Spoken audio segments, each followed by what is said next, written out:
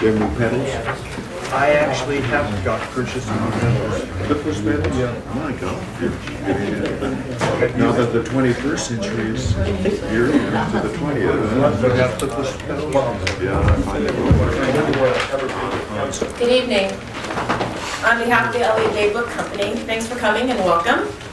And we're very pleased to welcome Edward Larson this evening to discuss his new book, Summer for the Gods. Ed is a graduate of Williams College and Harvard Law School, and he received his doctorate in the history of science from the University of Wisconsin. He's currently a professor with a joint appointment in history and law at the University of Georgia. And Summer for the Gods is a sharp historical and legal analysis of the Scopes trial. In 1925, you might remember, the American Civil Liberties Union instigated what became known as the Monkey Trial to challenge the controversial Tennessee law banning the teaching of human evolution in public schools.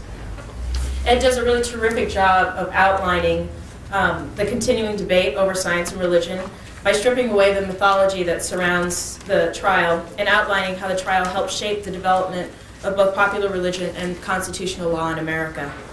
It's a very well-researched and interesting book that's receiving some really great and well-deserved reviews. Ed's going to read for about half an hour and then take some questions, and as usual, we'll have books for sale afterwards, and he'll be signing books. So thanks again for coming. It's really good to see you all here, and please join me in welcoming Edward Larson.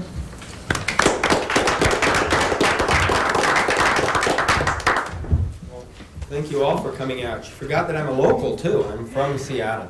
In fact, I still live up in Snohomish County.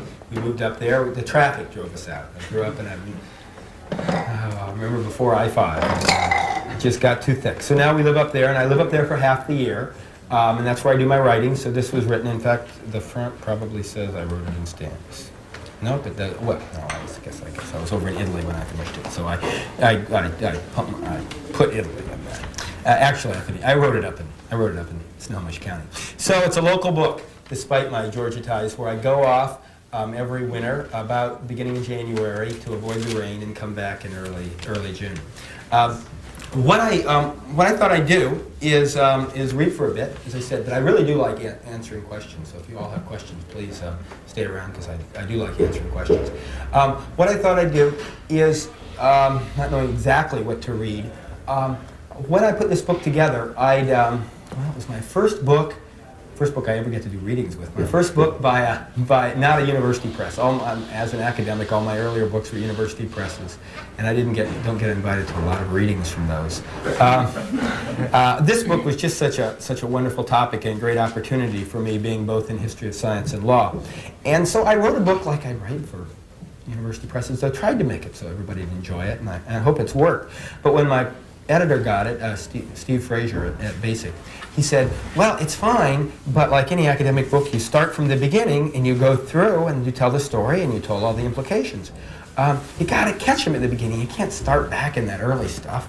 I said, where else do you start? At the beginning. So with his prodding, I pulled the most exciting event in the trial. The most famous event is the interrogation of William Jennings Bryan by Clarence Darrow. So I pulled some of that, not all of it, not even most of it, but some of it to the front in an introduction to sort of, as Steve Frazier said, sort of catch the reader. So what I'll do is I'll begin reading from there, and then I'll hop ahead and read my introduction of both Bryan and Darrow, the two main protagonists, and then read my introduction of the town, Dayton, because the Scopes trial wouldn't be the Scopes trial without dear old Dayton setting this tone for it. So if that's okay with everyone, I'll read those parts, and then we can talk about anything you want. It started off civilly enough. Darrow began by asking his world-famous expert witness, "You have given considerable study to the Bible, haven't you, Mr. Bryan?" "Yes, sir, I've tried to," came the cautious reply. "Well, we all know you have. We're not going to dispute that at all," Darrow continued. "But you have written and published articles almost weekly, and sometimes have made interpretations of various things." Bryan apparently saw the trap. If he assented to having interpreted some biblical passages, then he could scarcely object to others giving an evolutionary interpretation to the Genesis account of creation. "I would not say interpretations, Mr. Darrow, but comments on the lessons." The lawyerly game of cat and mouse had begun, but one in which the cat sought to kill his prey, and the mouse had nowhere to hide. At 68, Clarence Darrow stood at the height of his powers, America's greatest criminal defense lawyer and champion of anti-clericalism. 3 years his junior, the former Boy Orator of the Platte, once the nation's youngest major party presidential nominee, and now leader of a fundamentalist crusade against teaching evolution in public schools, William Jennings Bryan remained a formidable stump speaker, but he lacked the quick wit to best Darrow in debate. This was no debate, however. It was a courtroom interrogation in which Darrow enjoyed all the advantages of an attorney questioning a hostile witness. Although it would become the most famous scene in American legal history, it did not occur in a courtroom. Fears that the huge crowd would collapse the floor forced the judge to move the afternoon's proceedings onto the courthouse lawn, with the antagonists on a crude wooden platform before a sea of spectators, much like Punch and Judy puppets performing at an outdoor festival. Enterprising youngsters passed through the crowd hawking refreshments as Darrow began to question Bryan about various Old Testament miracles. "Do you believe Joshua made the sun stand still?" Darrow asked at one point regarding the biblical passage that speaks of a miraculously lengthened day. "I believe what the Bible says. I suppose you mean that the earth stood still," Bryan replied, anticipating the standard jibe against biblical literalism under a Copernican cosmology. Darrow feigned innocence. "I don't know. I'm talking about the Bible now." "I accept the Bible absolutely," Bryan affirmed. "I believe it was inspired by the Almighty, and he may have used language that could be understood at that time, instead of using language that could not be understood until Darrow was born." This rejoinder evoked laughter and applause from the partisan Tennessee audience. Yet Darrow had struck a blow. Even a biblical literalist, such as Bryan, recognized the need to interpret some scriptural passages. Darrow drove the point home with further questions. If the day was lengthened by stopping either the earth or the sun, it must have been the earth. "Well, I should say so," an exasperated Bryan sighed, and in so doing fell into another trap. Darrow snapped it shut by asking, "Now, Mr. Bryan, have you ever wondered what would happen if the earth stood still?" "No." "You have not?" Darrow asked with mock incredulity. Bryan fell back on faith. "No, the God I believe in could have taken care of that, Mr. Darrow." And the assembled reporters from across the country began to smile among themselves. "Don't you know it would have been converted into a molten mass of matter?" Bryan asked rhetorically. In giving ground on biblical literalism to accommodate a heliocentric solar system, Bryan fell headlong into problems with terrestrial geology and physics. If he gave any more ground, how could he hold the line on Genesis? If he had given any less ground, he would have sounded supremely foolish. Yet he had conceded the crucial point that the scriptures required interpretation in light of modern science, and he would do so again with the days of creation and the age of the universe. There were no good answers to these questions from Bryan's perspective. The chief prosecutor had heard more than enough. For the third time he tried to stop the exchange. "This is not competent evidence," he objected. But Bryan, serving as special counsel for the state and supposedly assisting the prosecutor, stubbornly clung to the simple wooden chair that served as a makeshift witness stand for the outdoor session. "Defense counsel did not come here to try this case," Bryan shouted back. "They came here to try revealed religion, and I am here to defend it. They can ask me any question they please." The crowd roared its approval. "Great applause from the bleachers," Darrow noted for the record. "From those whom you call yokels," Bryan thundered. "Those are the people whom you insult." Glaring at his adversary, Darrow shot back, "You insult every man of science and learning in the world because he does not believe in your fool religion." "This has gone beyond the pale of a lawsuit, Your Honor," the prosecutor pleaded. "I have a public duty to perform, under my oath, and I ask the court to stop it." But Bryan would not budge. The judge deferred to the distinguished witness. "To stop it now would not be just to Mr. Bryan," he ruled. And so it continued, with Darrow inquiring about Noah and the flood, ancient civilizations, comparative religion, and the age of the earth. Bryan sank deeper into confusion as he struggled to answer the barrage of questions. He affirmed his belief in a worldwide flood that killed all life outside the ark, except perhaps the fish, he tried to joke. but interpreted the 6 days of creation to symbolize vast periods of time. Yet Darrow never asked about evolution or the special creation of humans in the image of God. Questions that Bryan would surely answer with well-honed remarks about the so-called missing link in scientific evidence for human evolution and the profound impact of evolutionary naturalism on public morality and private faith. Like any good trial lawyer, and he was the best, Darrow kept the questions on topics that served his purpose, which did not include giving Bryan a soapbox for his speeches. As the inquiry departed ever further from any apparent connection to the Tennessee law against teaching evolution supposedly at issue at trial, the prosecutor objected, "What is the purpose of this examination?" Darrow answered honestly, "We have the purpose of preventing bigots and ignoramuses from controlling the education of the United States," he declared, and that is all. That was more than enough, for it justified his efforts to publicly debunk fundamentalist reliance on Scripture as a sort of source of knowledge about nature suitable for setting educational standards. Darrow had gone to tiny Dayton, Tennessee for precisely this purpose, with Bryan as his target. Bryan had come to defend the power of local majorities to enact a law, his law, to ban teaching about human evolution in public schools. 200 reporters had followed to record the epic encounter. They billed it as the trial of the century before it even began. No one cared about the defendant, John Scopes, who had volunteered to test the nation's first anti-evolution statute. The aged warriors had sparred at a distance for over a week without delivering any decisive blows. Now they went head-to-head when Bryan vainly accepted Darrow's challenge to testify to his faith on the witness stand as a Bible expert. By the end of the 2-hour-long ordeal, Bryan seemed intent mainly on redeeming his dignity. "The reason I am answering is not for the benefit of the Superior Court. It is to keep these gentlemen from saying that I was afraid to meet them and let them question me."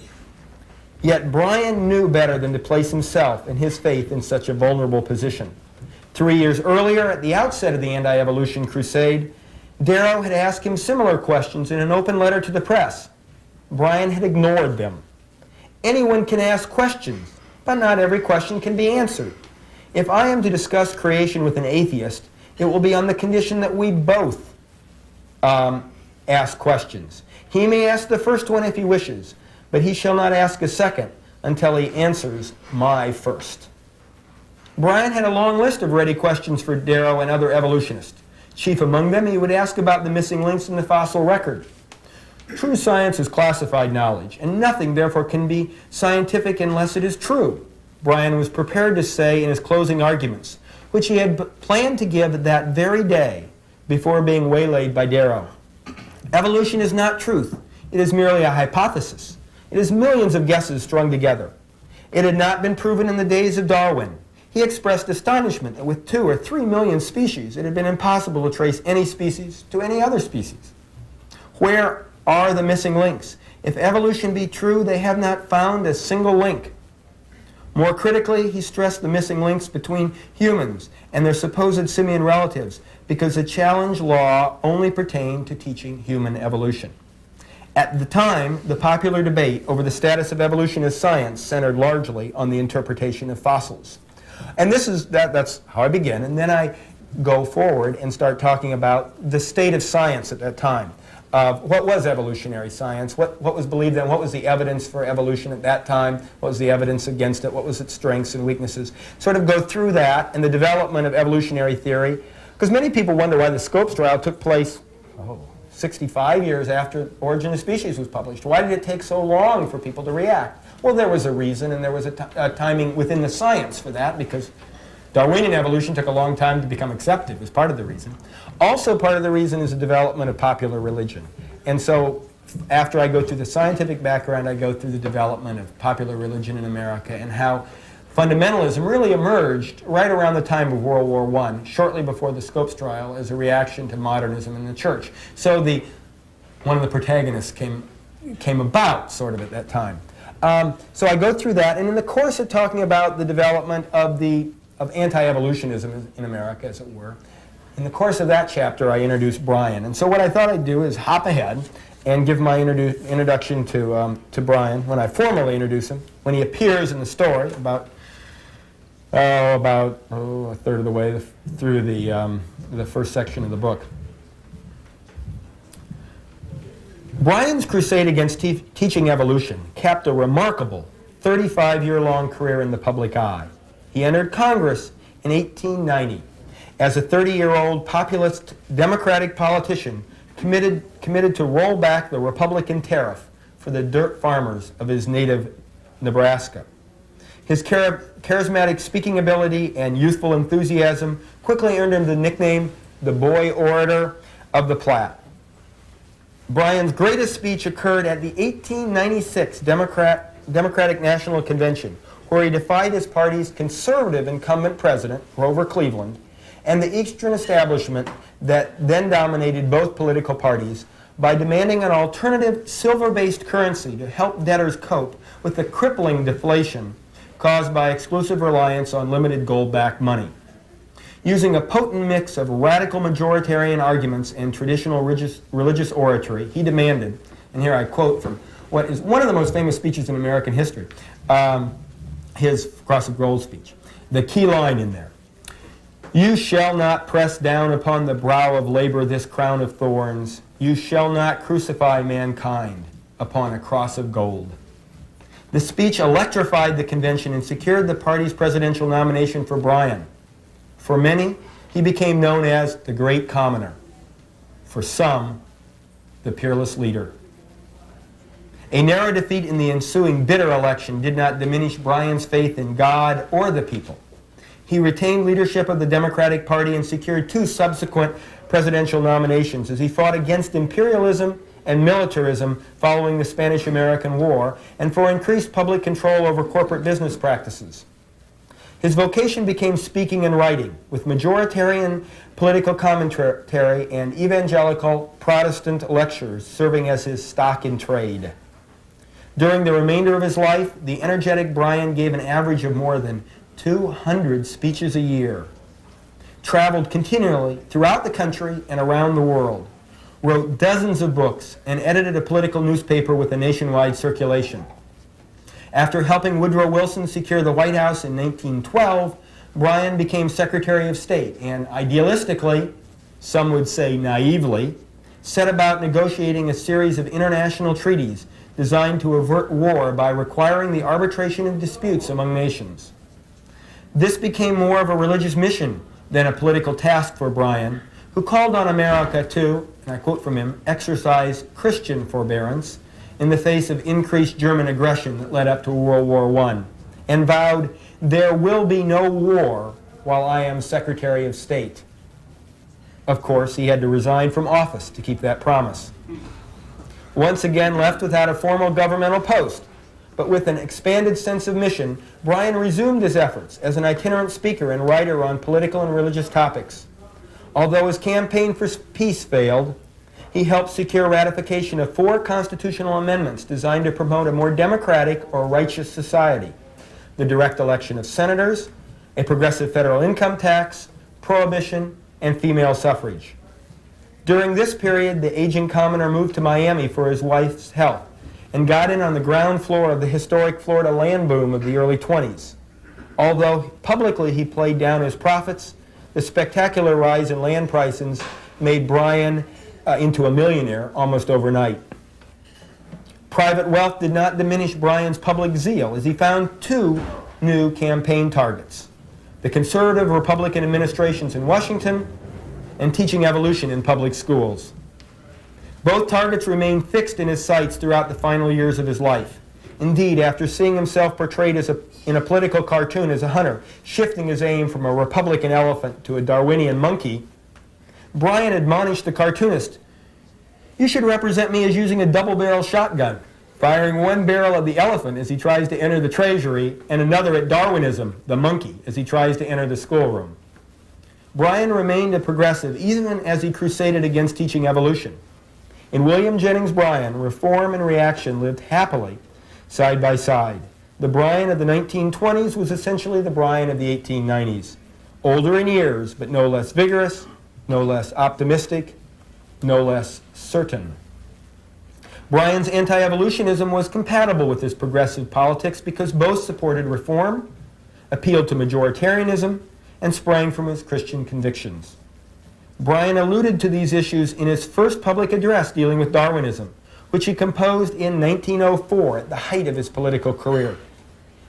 From this earliest point, he described Darwinism as dangerous for both religious and social reasons.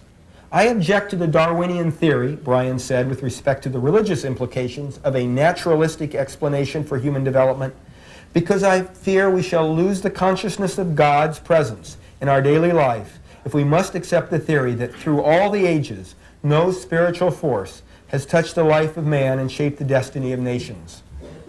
Turning to the social consequences of the theory, Bryan added, but there's another objection. The Darwinian theory represents man as reaching his present perfection by the operation of the law of hate, a merciless law by which the strong crowd out and kill off the weak.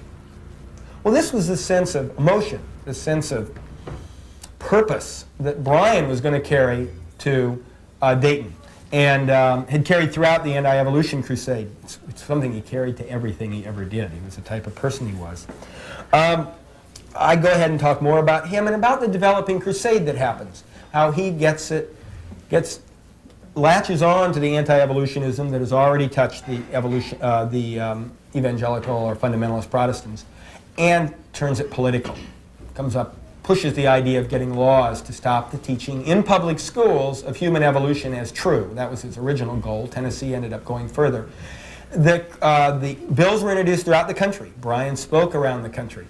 It came close in many places. Bills were introduced right here in Washington State. But the first place where one happened to pass was in Tennessee. And that's why Tennessee becomes the site of the anti-evolution crusade. Because dogging the anti-evolution crusade at every stop was a brand new organization, the ACLU. The ACLU had only been formed about 6-7 years before to defend pacifists in World War I, and then moved on to defend labor. Well, part of labor back then, and still today, of course, is teachers. And the law was viewed as restricting the freedom of teachers, academic freedom, freedom of speech in the classroom, the freedom of teachers. And so they had been opposing the crusade at every stop. Well, when Tennessee passes a law, they immediately advertise that they will defend any teacher who will volunteer to challenge this law as unconstitutional in court. Well, after we find out that a case comes up, who steps in to participate in the trial, not invited by the ACLU, but he brings himself in, is Clarence Darrow. Now, he gets himself in because he's a great lawyer and Scopes wants him. But he wants to get in because he cares so much about the issue. And not just the issue of academic freedom, but the larger issues at stake in the anti-evolution crusade. So at this point in the story, I introduce Clarence Darrow. Let me read from there. By the 20s, Darrow unquestionably stood out as the most famous, some would say infamous, trial lawyer in America. Born into an educated working-class family in rural Ohio, Darrow first gained public notice in the 1890s as a Chicago city attorney and popular speaker for liberal causes. He secured the Democratic nomination to Congress in 1896, but spent most of his time campaigning for the party ticket, headed by presidential nominee William Jennings Bryan, and lost by a mere 100 votes. Darrow took up the cause of labor about this time, beginning with the defense of famed socialist labor leader Eugene V. Debs against criminal charges growing out of the 1894 Pullman strike. For the next 15 years, Clarence Darrow was the country's outstanding defender of labor at a time when labor was more militant and idealistic, and employers more hardened and desperate than ever before or since. The cases he was called upon to defend were almost invariably criminal prosecutions in bitterly hostile communities. The final such case, a dramatic 1911 murder trial involving two union leaders accused of blowing up the Los Angeles Times building, tarnished Darrow's reputation with labor when the defendants confessed their guilt after Darrow had professed their innocence. Thereafter, Darrow gradually shifted his practice to criminal law, defending an odd mix of political radicals and wealthy murderers. Both types of cases kept Darrow's name in the national headlines. The former type also connected the Chicago attorney with the New York-based ACLU. The later type generated the most publicity, such as the 1924 Leopold Loeb case, one of the most sensational trials in American history, in which Darrow used arguments of psychological determinism to save two wealthy and intelligent Chicago teenagers from execution for their cold-blooded murder of an unpopular schoolmate. A crime that the defendants apparently committed for no other reason than to see if they could get away with it. Although Darrow's defense outraged many Americans who believed in individual responsibility, it reflected his long-standing and oft-proclaimed repudiation of free will. Darrow was not content with simply questioning popular notions of criminal responsibility, but delighted in challenging traditional concepts of morality and religion. One historian described Darrow as the last of the village atheists on a national scale. And in this role, he performed for America the same part that his father once played in his hometown. He rebelled, just as his father had rebelled, against the narrow preachments of do-gooders. He rebelled, and in doing so, he regarded Christianity, as he called it, a slave religion, encouraging acquiescence in injustice, a willingness to make do with the mediocre, and complacency in the face of the intolerable. In the courtroom, on the Chautauqua Circuit, in dozens of public debates and lectures, and through literally scores of popular books and articles, Darrow spent a lifetime ridiculing traditional Christian beliefs. He called himself an agnostic, but in fact he was effectively an atheist. In this, he imitated his intellectual mentor, the 19th century American social critic Robert J. Ingersoll, who wrote, "The agnostic does not simply say, 'I do not know if God exists.' He goes another step. He says, with great emphasis, 'You do not know if God exists.' He's not satisfied with saying that you do not know. He demonstrates that you do not know and drives you from the field of fact." Good intentions underlay Darrow's efforts to undermine popular religious faith.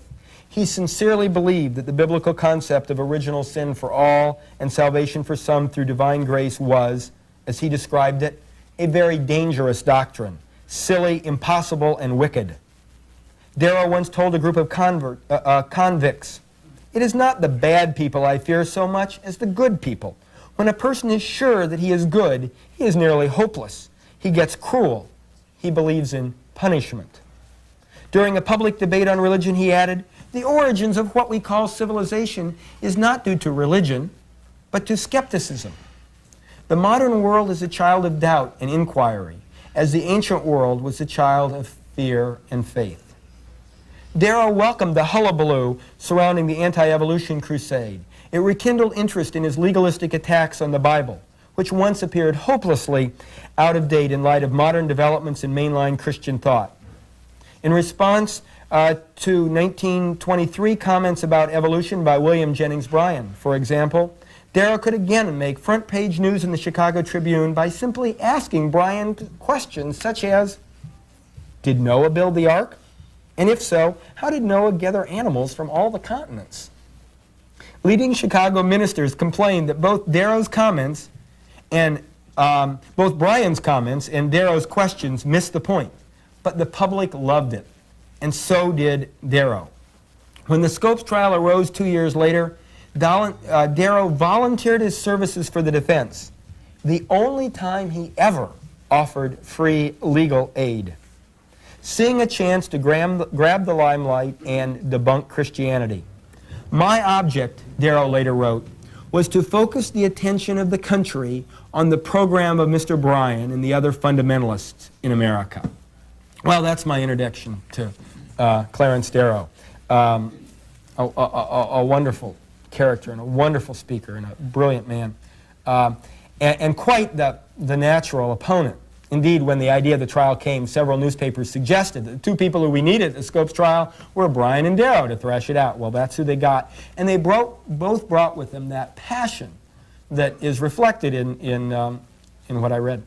If anybody's sort of over there on corners and wants to move, not be over in the corner, you're welcome to move in. I don't mean to disrupt anything. I've got one more part I'm going to read. People want to get a little closer? Yeah, I don't know. We're all just despite these cameras, which surprised me today, I'm glad to have you all here. The last thing I wanted to read from, and then I want to take your questions, is to introduce the town, because the trial wouldn't have been the trial without Dayton. How in the world did it ever end up in Dayton? Well, let's see, Dayton wasn't necessarily back of the law, and Scopes was sort of dragooned into a role. So let me pick up where I introduced Dayton. Remember, the Tennessee law is passed. The ACLU has published an ad in all the Tennessee papers inviting that it will defend any teacher willing to challenge the law in court as unconstitutional. Why Dayton, of all places? A St. Louis Post-Dispatch editorial asked in May 1925. Why Dayton? Local civic boosters adopted this question as a title for a promotional booklet sold during the trial. Of all places, why not Dayton? The booklet asked back. Situated midway between Knoxville and Chattanooga in the valley carved by the Tennessee River in the rising foothills of East Tennessee, Dayton lacked both a sense of tradition and confidence in the future. Only a few farmhouses existed in the area at the time of the Civil War, which in 1925 remained a vivid memory for many Tennesseans. The town sprang up in the late 1800s with the coming of the railroads and became the commercial and governmental center for Rhea County. It was part of the so-called New South. Northern money financed laying the rail lines, digging nearby coal and iron mines, and building a blast furnace that attracted hundreds of Scottish immigrants and underemployed Southerners to the new town. Optimistic county officials erected a handsome three-story courthouse on a spacious downtown square. By linking Dayton to northern markets, the rail lines facilitated the development of commercial farming in the surrounding valley, with Rhea County becoming a major center for strawberry production by the 1920s. Even though the berry crop flourished and the mining continued, the blast furnace went cold. The opening of a hosiery mill early in the new century could not offset the loss of jobs at the furnace. New commercial construction slowed, leaving the downtown with 3 blocks of 1- and 2-story storefronts and 2 sides of the courthouse square undeveloped.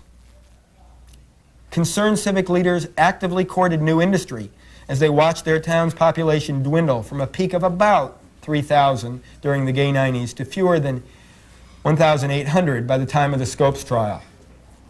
A New Yorker with a doctorate in chemical engineering, George W. Rappleyea, managed the mines for their northern owners in 1925. Only 31 years old, Rappleyea was described in the Chattanooga Times as a stranger to the South in Southern ways. He had drifted away from religion while in college and fully accepted the theory of human evolution. After moving to Dayton, however, he began attending a nearby Methodist church, where a young modernist minister persuaded him that an evolutionist could believe in Christianity.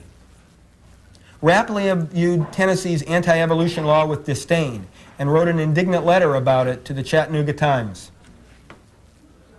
Upon reading in that newspaper on May 4 about the ACLU offer to help any Tennessee schoolteacher challenge the new law in court, Rappleyea saw a chance to strike the statute, and he set about drawing other townspeople into his scheme. Rappleyea hurried down to Fred Robinson's drugstore with the newspaper in hand, or at least that's how the most credible version of this legend goes. Robinson chaired the Rhea County School Board, and the soda fountain at his downtown drugstore served as the watering hole for the town's business and professional elite during those days of national prohibition. Mr. Robinson, you and local attorney John Godsey, you're always looking for something that'll get Dayton a little publicity. I wonder if you have seen the morning paper, Robinson later recalled Rappleyea asking. Of course, Robinson had seen the morning newspaper, but he hadn't noticed the ACLU offer. Rappleyea then related his scheme of staging a test case in Dayton and boasting of having connections with the ACLU in New York. Robinson slowly warmed to the idea, as did school superintendent Walter White, a former Republican state senator who liked the anti-evolution law but loved publicity for his town even more. Godsey agreed to assist the defense. A few other Daytonians may have participated at this stage. Many would later claim a role. Before Rappleyea was confident enough of local support to place his initial call to New York, asking whether the ACLU would make good on its offer if Dayton indicted one of its own school teachers. Other key participants signed on the next day when the ACLU accepted the arrangement. Then the drugstore conspirators summoned the high school's 24-year-old general science instructor and part-time football coach, John T. Scopes. Robinson offered me a drink, and the boy who worked as a soda jerk brought me a fountain drink. Scopes later wrote, "John, we've been arguing," said Rappleyea, "and I said that nobody could teach biology without teaching evolution." "That's right," I said, not sure what he was leading up to. A chain smoker, Scopes probably lit a cigarette at this point if he had not already done so. He then pulled down a copy of Hunter's Civic Biology from the sales shelf. The enterprising Robinson also sold public school textbooks, and opened it to the section on human evolution. This was the state-approved text, approved for use in all Tennessee high schools. "You've been teaching them from this book?" Rappleyea said. "Yes," I said. I explained I had got the book out of storage and used it for review purposes while filling in for the principal during his illness. He was the regular biology teacher, Scopes recalled. "Then you've been violating the law," Robinson said. The school board official then told Scopes about the ACLU offer. Scopes remembered the fateful question, "John, would you be willing to let your name be used? Would you be willing to stand for a test case?" I realized the best time to scotch the snake was when it starts to wiggle. The snake had been wiggling for a good long time. Scopes presented an ideal defendant for the test case, single, easygoing, and with any fixed intention of staying in Dayton. He had little to lose from a summertime camper. Unlike the regular biology teacher, who had family and administrative responsibilities. Scopes also looked the part of an earnest young teacher, complete with horn-rimmed glasses and a boyish face that made him appear academic, but not threatening. Naturally shy, cooperative, and well-liked, he would not alienate parents or taxpayers with soapbox speeches on evolution, or give the appearance of a radical or ungrateful public employee. Yet his friends knew that Scopes disapproved of the new law and accepted an evolutionary view of human origins. Not that he understood much about the issue. After all, he taught physics, math, and football, not biology. But he was a student at the University of Kentucky when that institution's president had led the fight against anti-evolution legislation in the Bluegrass State. And he admired the president's courage. Furthermore, Scopes' father, an immigrant railroad mechanic and labor organizer, was an avowed socialist and agnostic who, as the Chattanooga Times reported, could talk long and loud against the political and religious system of America. John Scopes inclined toward his father's views about government and religion, but in an easygoing way. Indeed, he liked to talk about sports more than politics, and occasionally attended Dayton's Northern Methodist Church as a way to make friends. Actually, that wasn't the way he put it. He actually wrote in his book that he went to the Northern Methodist Church as a way to pick up girls. But I had that in there, and my editor said that you shouldn't word it that way. You should make it a way to make friends. That's the way Scopes worded it. This was their defendant, an establishment's rebel who would test the law without causing trouble. Had we sought to find a defendant to present the issue, the ACLU counsel Arthur Garfield Hayes later confided, we could not have improved on the individual. Well, that's Scopes, that's Dayton, that's a little of Darrow, Clarence Darrow, William Jennings Bryan. I probably talked too long. I go then obviously into the trial, lead through the build-up of the trial and the trial. But you all have any questions? You want me to hop ahead, talk about something else? Because then I go, after going through the trial, I go through the whole last third of the book is on the impact of the trial, what an amazing impact one little misdemeanor case had on American culture, on the way we think about science, the way we think about religion. Try to analyze its impact in a variety of different ways, follow the impact of the most famous retellings of the tale, Only Yesterday, and then Inherit the Wind, and try to deal with those too. So it was a lot of fun to write, but it'll be even more fun if you have some questions. Yeah? Let me precede my question by saying Peter Gay wrote a book about Freud, the atheist, and in the book he never once provides a bit of proof in the way of a quotation by Freud that would indicate he was an atheist. And he does cite a relative of Freud saying that he was an agnostic, but he also cites people that referred to Freud as an atheist. Right. And so I've kind of got a bug about this confusion, what I consider confusion between agnosticism and atheism.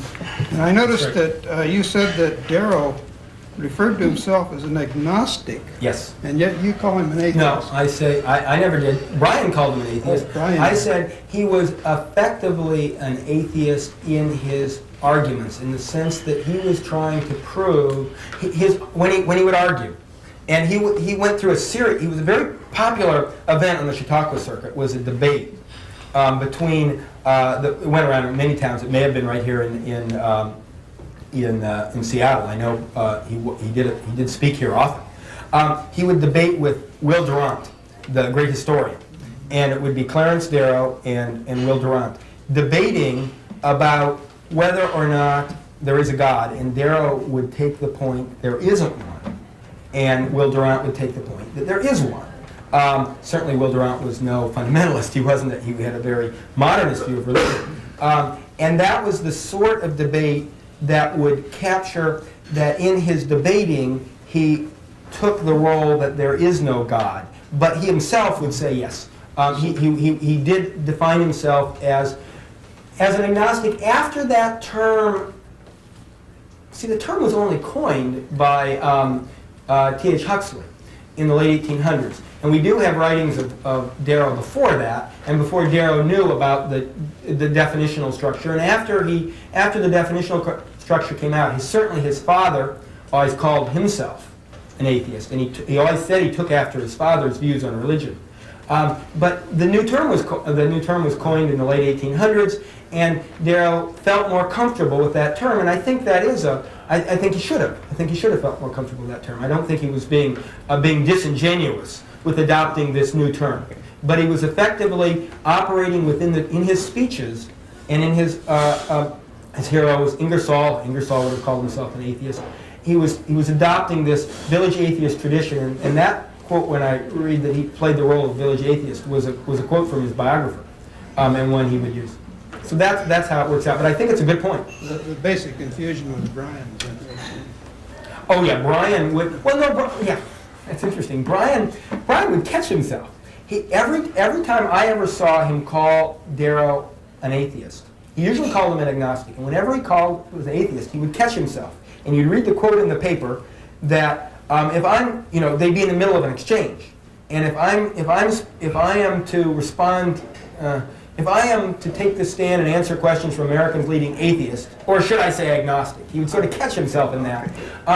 And with both of them, whenever they would make a verbal slip like that, you could never fully believe that it was a slip, because both of them were masters of the English language. And it's hard to believe that they ever said anything they didn't intend, and of course it was a very effective way to word it too. But he always knew the two words, and he never would leave it just as agnostic. Good question. Thank you. Yeah. A couple of echoes that occur to me. One is the debate and argument that took place between Bishop Wilberforce and Huxley as Darwin's writings became current. And it seems to me they prefigured, or at least are echoed in the Darrow Brian arguments. I'm curious if you have an opinion about that. And the second echo is, as I listen to what you say and think of other stuff, the thought that Darrow and Brian are two sides of a bifurcated, populist mentality, populist liberal philosophy that was fighting against itself, but shared many things, and that prefigured again the argument between mainstream liberalism and New Left 40 years later. Do you have a sense of that? Good questions and good sort of comparisons. Certainly there were, right when Darwinism first came out in 1859, The Origin of Species, there was the first, say 10 or 20 years, and I go through this in the early part of my book, there was a debate at a very high intellectual level about Darwinism and its implications. And what they were really talking about in those debates was not evolution. They were really talking about that was naturalistic evolution. Theistic evolution, wasn't really a problem. Other forms of evolution which God could be involved in, but the idea of naturalism. And Wilberforce, the Bishop of Oxford, debated Huxley, and that was one debate. There was a whole series of debates. Other people than Huxley got involved too, and who took over the other side instead of the Bishop of Oxford eventually became the Prime Minister. Gladstone became the most visible opponent of Darwinism in those early years. And that is even a closer analogy because there you got a political figure like William Jennings Bryan. But, And a strong reformer. and what? And a strong reformer. And a strong reformer. Sure, he was a liberal, while Disraeli was, of course, the Tory, the conservative prime minister, his opponent, back and forth. So you had a liberal, and they're concerned. And he was like Bryan was like Gladstone in that they thought that belief in Darwinian evolution would inevitably lead to what we call social Darwinism, a very anti-reform movement where you figure, well, people just, you advance by a survival of the fittest mentality, and this was used by people like Andrew Carnegie, John D. Rockefeller, both publicly espoused social Darwinism. So did the Kaiser's forces during World War I. And certainly this anti-reform element was a factor in it. But I would have to say that I've read those early debates, and I think they operated at a higher level.